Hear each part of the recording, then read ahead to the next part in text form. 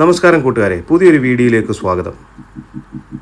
നമ്മളിന്ന് സഞ്ചരിച്ചുകൊണ്ടിരിക്കുന്നത് മസ്കറ്റിൽ നിന്നും അമറാത്തിലേക്ക് പോകുന്ന ഒരു മൗണ്ടൻ പാസ് വഴിയാണ്. ഇതാണ് മസ്കറ്റിൽ നിന്നും അമറാത്തിലേക്ക് പോകുന്ന ഏറ്റവും ഷോർട്ടസ്റ്റ് ആയിട്ടുള്ള പാത.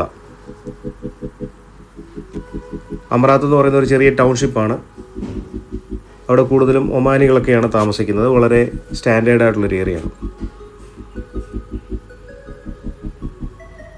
ഈ പാതയിലൂടെ സഞ്ചരിക്കുക എന്ന് പറയുമ്പോൾ വളരെ നല്ലൊരു അനുഭവമായിരിക്കും. കാരണം വളവുകളും തിരിവുകളും ഒക്കെ ഉള്ളതുകൊണ്ട് ഡ്രൈവ് ചെയ്യുമ്പം വളരെ ഒരു വ്യത്യസ്തമായിട്ടുള്ള നല്ലൊരു ഫീൽ കിട്ടും. നാട്ടിലെ പോലൊരു വൈബ് കിട്ടും നമുക്ക്.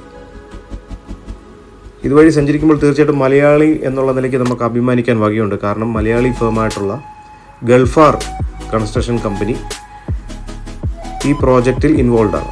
അപ്പോൾ തീർച്ചയായിട്ടും നമുക്ക് മലയാളി എന്നുള്ള നിലയ്ക്ക് അഭിമാനിക്കാൻ വകയുണ്ട്.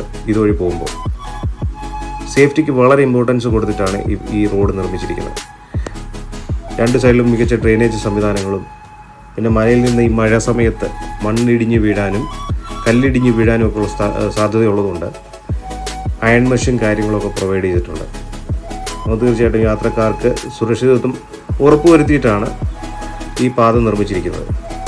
ഇവിടം തൊട്ട് വളവുകളും തിരിവുകളും ആരംഭിക്കുന്നുണ്ട്. ഓരോ വളവും നമുക്ക് ഓരോ വ്യത്യസ്തമായിട്ടുള്ള കാഴ്ചകളാണ് സമ്മാനിക്കുന്നത്. അപ്പോൾ തീർച്ചയായിട്ടും നമുക്കതൊരു നല്ല അനുഭവമായിരിക്കും ഇതുവഴി സഞ്ചരിക്കുമ്പോൾ. ഏതൊരു ടൂറിസ്റ്റ് വന്നാലും ഈ പാത ഒഴിവാക്കാറില്ല. മസ്കറ്റിൻ്റെ ഒരു ടൂർ പ്ലാനിൽ തീർച്ചയായിട്ടും ഈ പാത ഉൾപ്പെട്ടിട്ടുണ്ട്. ഏതൊരാൾ വന്നാലും നോക്കൂ, എത്ര മനോഹരമായിട്ടാണ് പാത നിർമ്മിച്ചിരിക്കുന്നത്. എത്ര മികച്ച കൺസ്ട്രക്ഷൻ ക്വാളിറ്റിയാണ് നമുക്ക് കാണാൻ കഴിയുന്നത്. നമ്മളിപ്പോൾ ആ ചുരം കയറി ഇറങ്ങിയിട്ടുണ്ട്. ഇപ്പം ഇറങ്ങിക്കൊണ്ടിരിക്കുകയാണ്. ആ താഴെ കാണുന്ന പ്രദേശമാണ് അമറാത്ത് എന്ന് പറയുന്നത്. അത് ഒമാനികളുടെ ഒരു ഏരിയയാണ്. നല്ല സ്ഥലമാണ്. വളരെ സൈലൻ്റ് ആയിട്ടുള്ള മനോഹരമായൊരു സ്ഥലം. ഈ പാത കാണുമ്പോൾ നമുക്ക് തീർച്ചയായിട്ടും ഈ നാട്ടിലെ ഭരണാധികാരികളുടെ ഇച്ഛാശക്തിയാണ് ഓർമ്മ വരുന്നത്. കാരണം ഇത്രയും ദുഷ്കരമായിട്ടുള്ള മലകളൊക്കെ, വളരെ ഉറച്ച പാറകളുള്ള മലകളാണ്. അതൊക്കെ തുരന്ന് ഇതുപോലൊരു മനോഹരമായ പാത സൃഷ്ടിക്കുക എന്ന് പറയുന്നത് അത്ര നിസ്സാരമായ കാര്യമല്ല. തീർച്ചയായിട്ടും ഇത്തരം റോഡുകളൊക്കെ നമ്മുടെ നാട്ടിലും വരണം. NH-66 വന്നതോടുകൂടി ഏറെക്കുറെ ഇതിനോട് കിടപിടിക്കുന്ന ഒരു റോഡ് കിട്ടിയെന്ന് പറയാം.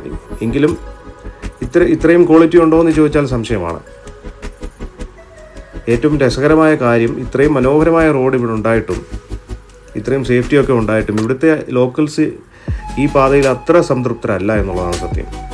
കാരണം ഇടയ്ക്കിടയ്ക്ക് ചെറിയ കല്ലും മണ്ണുമൊക്കെ ഇടിഞ്ഞ് വീഴുന്ന തന്നെ അവർക്ക് അസ്വസ്ഥത ഫീൽ ചെയ്യുന്നുണ്ട്. അതാണ് ഈ നാട്ടിലുള്ള ആളുകൾ. തീർച്ചയായിട്ടും ഇത്തരം പാതകൾ നമ്മുടെ നാട്ടിലും വരണം.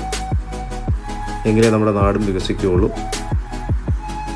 അങ്ങനെ ഇത്തരം വീഡിയോകൾ നിങ്ങൾക്ക് ഇഷ്ടമാണെങ്കിൽ തീർച്ചയായിട്ടും ഞാൻ അപ്ലോഡ് ചെയ്യുന്നതായിരിക്കും. തീർച്ചയായിട്ടും നിങ്ങളുടെ സപ്പോർട്ടും കാര്യങ്ങളൊക്കെ വേണ്ടതാണ് ഇത്തരം വീഡിയോകളും കാര്യങ്ങളൊക്കെ നിർമ്മിക്കാൻ. അപ്പം അമറാത്ത് നമ്മൾ എത്തിക്കൊണ്ടിരിക്കുകയാണ്. ആ കാണുന്ന പ്രദേശങ്ങളാണ് അമറാത്ത് എന്ന് പറയുന്ന സ്ഥലം. അപ്പം കൂട്ടുകാരെ, എല്ലാവർക്കും നന്ദി, നമസ്കാരം. വീണ്ടും ഇത്തരം വീഡിയോകളായിട്ട് ഞാൻ വരുന്നതായിരിക്കും.